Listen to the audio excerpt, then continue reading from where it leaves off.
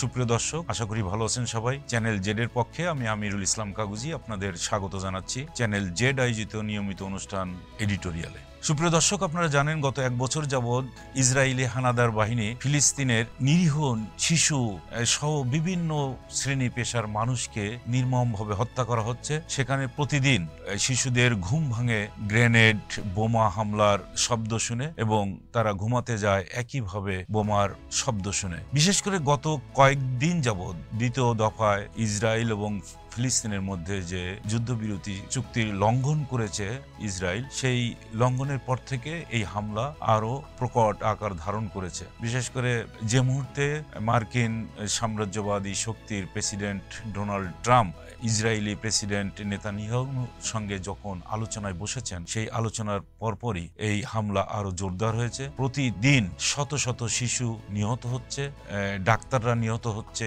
হাসপাতালে আঘাত করা হচ্ছে, হামলা করা হচ্ছে, তাদেরকে খাদ্য পর্যন্ত দেওয়া হচ্ছে না। ছোট ছোট শিশুদের মুখে শুনতে হচ্ছে যে তারা খাদ্য চায়, তারা পানি চায়। কিন্তু নির্মম যে দৃশ্য, এই দৃশ্য দেখার পরও ইসরায়েলি বাহিনীর প্রেসিডেন্ট নেতানিয়াহুর কোনো রকম উদ্বেগ, উৎকণ্ঠা বা শোকের ছায়া তার দেখা যাচ্ছে না। আমরা এরকম একটা অবস্থায় গোটা পৃথিবী মনে হচ্ছে যে এই হামলা যে এত লোক মারা যাচ্ছে, এরপরও তারা নিশ্চুপ বসে আছে। বিশেষ করে মুসলিম দেশগুলো আশপাশে যারা আছে, পাকিস্তান থেকে শুরু করে ইরান, মিশর, বড় বড় দেশ, তুরস্ক, যারা মোড়ল হিসাবে পরিচিত, তারা একটি টু শব্দ পর্যন্ত করে নাই এই ফিলিস্তিনি শিশুদের উপরে যেভাবে হামলা করা হচ্ছে তার প্রতিবাদে। ডোনাল্ড ট্রাম্প এখানে হামলার একটা ইঙ্গিত দিয়েছে, মূলত তার যে অন্যতম অর্থ যোগানদাতা ইলন মাস্ক যে মুহূর্তে বলেছে যে গাজা পরিষ্কার করে সেখানে ট্রাম্প নগরী গড়ে তোলা হবে।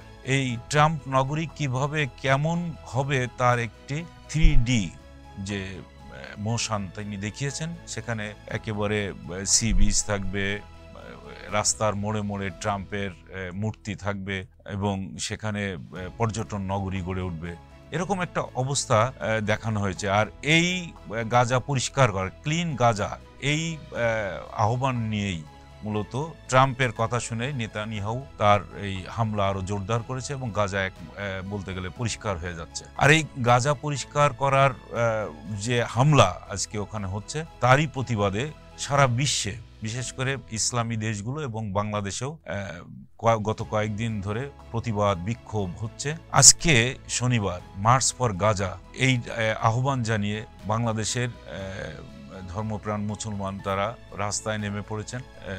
সরোয়ার্দী উদ্যানে মূলত এই সমাবেশ হওয়ার কথা থাকলেও দুপুর থেকেই মূলত শাহবাগ, মতিঝিল, এলিফ্যান্ট রোড, ফার্মগেট, তারপরে রামপুরা, এই সমস্ত রাস্তায়, যাত্রাবাড়ি, এই সমস্ত রাস্তা দিয়ে মানুষের ঢল নামছে।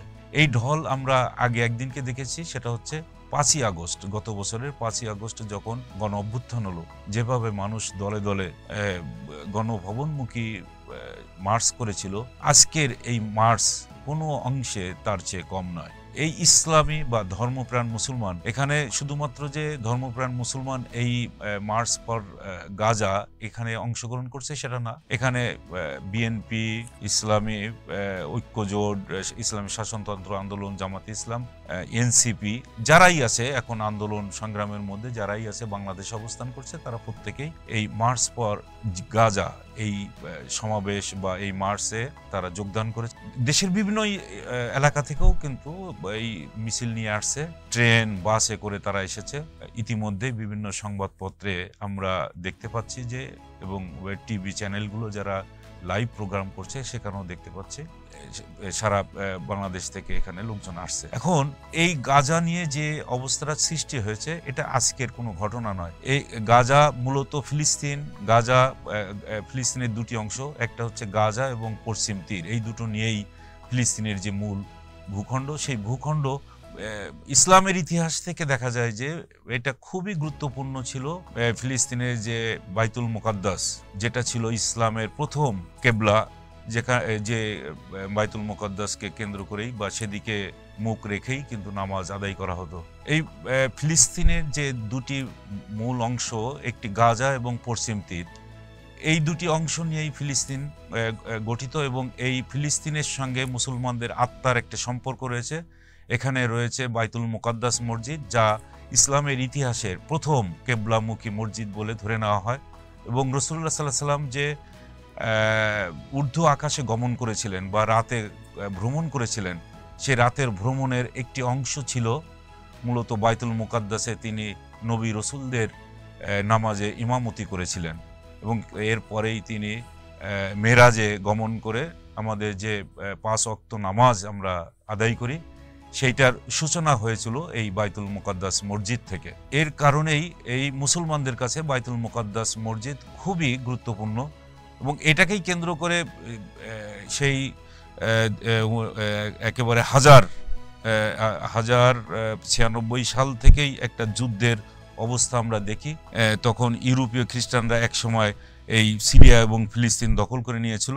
এরপরে আবার 1187 সালে সালাউদ্দিন সাহেব তিনি বাইতুল মুকাদ্দাস পুনরুদ্ধার করেন, কিন্তু ব্রিটিশ সাম্রাজ্যবাদীরা এই বাইতুল মুকাদ্দাস কোনো অবস্থাতেই মুসলমানদের দখলে রাখতে দেয়নি। তারা আবার 1917 সালে এই ব্রিটিশ সাম্রাজ্যবাদ এই বাইতুল মুকাদ্দাস দখল করার জন্য ফিলিস্তিন তারা দখল করে নেয় এবং সেইখানে তারা স্যামুয়েল নাম করে একজন ইহুদিকে কমিশনার নিযুক্ত করে। এরপর থেকেই মূলত ফিলিস্তিনে ইহুদিদের দরজা খুলে যায় এবং এক সময় 1948 সালের 15ই আগস্ট এই ফিলিস্তিনে ইহুদিদের স্থায়ী বসতি স্থাপন করার সুযোগ করে দেওয়া হয়। মূলত প্রায় $100 কোটি একটা অনুদান দিয়ে তাদেরকে একটা রাষ্ট্র গঠন করার সুযোগ করে দেওয়া হয়েছিল এবং এরপরে বহুবার এই যে ফিলিস্তিন এবং ইসরায়েলের মধ্যে এমনকি আরব দেশগুলোর সঙ্গে ইসরায়েলের যুদ্ধ হয়েছে এবং প্রতিবার ইসরায়েলের পক্ষে দাঁড়িয়েছে যুক্তরাষ্ট্র, যুক্তরাজ্য,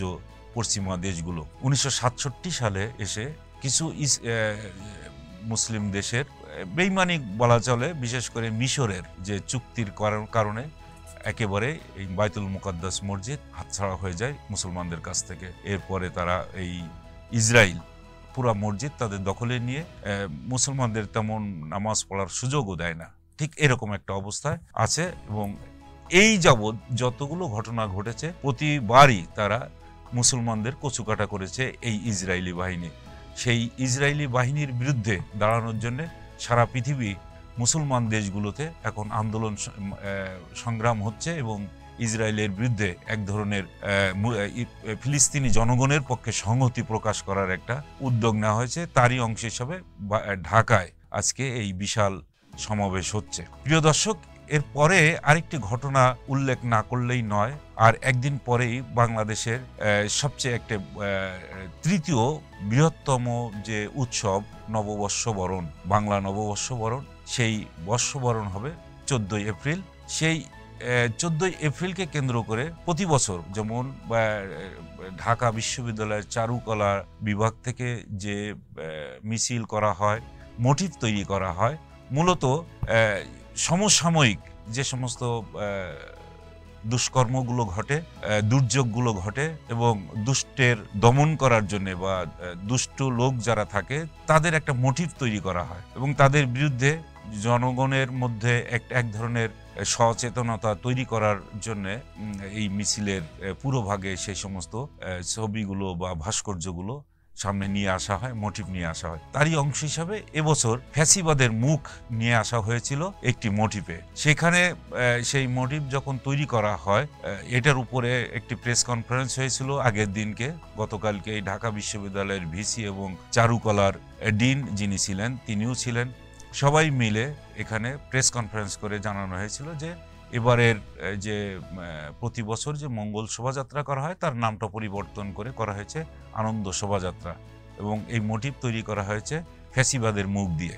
আরেকটি করা হয়েছে শান্তির পায়রা এবং আরও অনেক মোটিভ তৈরি করা হয়েছে, কিন্তু গত রাতে আকস্মিকভাবে এই ফ্যাসিবাদের মুখ এবং শান্তির প্রতীক যে পায়রা, এই দুটোতে অগ্নিসংযোগ করা হয়েছে এবং সেই দুটি পুড়িয়ে দেওয়া হয়েছে। এখন প্রশ্ন জাগছে যে মুহূর্তে এই ঘোষণাটা আসলো প্রতি বছরের মতো এবারও যে নববর্ষের শোভাযাত্রা হবে এবং নতুন নামে যেটা করা হচ্ছে, যদিও ঢাকা বিশ্ববিদ্যালয়ের ভিসি নিয়াজ আহমেদ তিনি বলেছিলেন যে এটা নতুন নয়, একেবারে প্রথম দিকে শুরু হয়েছিল এটা আনন্দ শোভাযাত্রা নাম দিয়েই।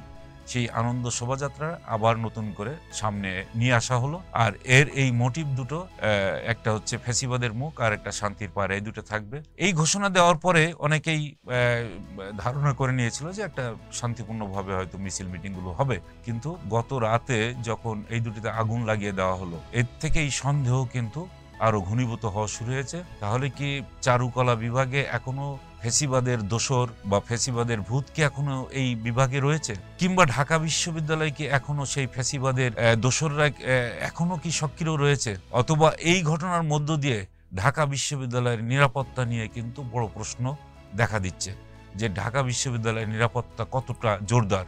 এখানে কি ছাত্রছাত্রী, শিক্ষার্থী, তারপরে শিক্ষক, কর্মচারী তারা কি নিরাপদ, নাকি সেই ফ্যাসিবাদের দোসর যারা বিভিন্ন জায়গায় লুকিয়ে আছে তারা চোরাগুপ্তা হামলার একটা পায়তারা করে যাচ্ছে? তো এই বিষয়গুলো কিন্তু এখন সামনে আসতেই হবে। এটা অবশ্যই শুধুমাত্র যে ঢাকা বিশ্ববিদ্যালয় এ ব্যাপারে উদ্যোগ নিয়ে এটা ফয়সালা করবে সেটা ভাবা ঠিক হবে না। এই যে ঘটনাটা ঘটেছে এর বিরুদ্ধে সরকারকেও একটা ব্যবস্থা নিতে হবে। সরকারের যে গোয়েন্দা সংস্থা আছে, তারপরে যারাই আছে তাদেরকে অবশ্যই খুঁজে বের করতে হবে কে বা কারা এই ধরনের ন্যাক্কারজনক ঘটনা ঘটালো, এবং এখনো পর্যন্ত ধরে নিতে হবে যে ঢাকা শহর সহ বাংলাদেশের বিভিন্ন স্থানে এই ফ্যাসিবাদের দোসর লুকিয়ে আছে। সেটা শুধুমাত্র যে ঢাকা বিশ্ববিদ্যালয়ের ক্যাম্পাসে সেটা বলা যাবে না, আমাদের প্রশাসনে, পুলিশ প্রশাসনে, বিভিন্ন জায়গায়, বিচার বিভাগে, শিক্ষা প্রতিষ্ঠানে এখনো পর্যন্ত এই ফ্যাসিবাদের দোসররা লুকিয়ে আছে বলে ধারণা করা হয়। এটা নির্মূল না করা হলে বাংলাদেশের স্থায়ীভাবে শান্তি আসাটা খুবই দুষ্কর বলে মনে করছি। আজকে এই পর্যন্ত। ভালো থাকবেন সবাই, সুস্থ থাকুন, ভালো থাকুন। আল্লাহ হাফেজ।